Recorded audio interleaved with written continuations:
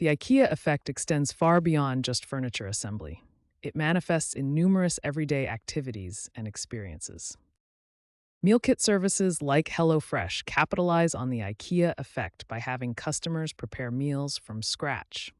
The time and effort invested in following recipes and cooking creates greater attachment and perceived value in the final dish. Businesses leverage the IKEA effect through customization experiences. At Build-A-Bear Workshop, children create personalized stuffed animals, forming strong emotional attachments.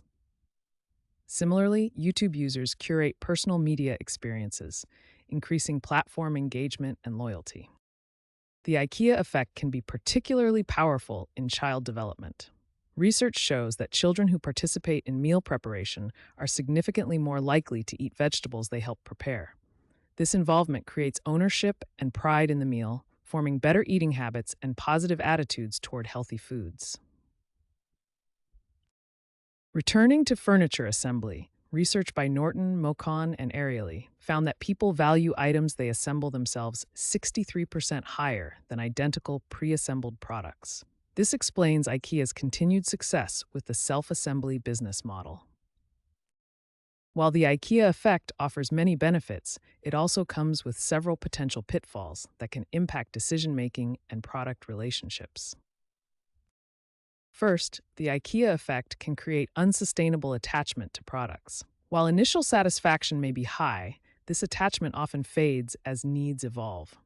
This emotional connection can prevent objective evaluation of a product's functionality and may delay necessary upgrades or replacements.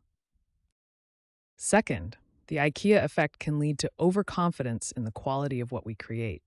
Creators often overestimate the value and quality of their work, becoming blind to flaws and limitations. This can lead to resistance against professional advice or critical feedback.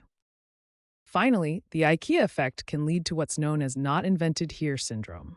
This occurs when people favor solutions they created themselves over potentially superior external options.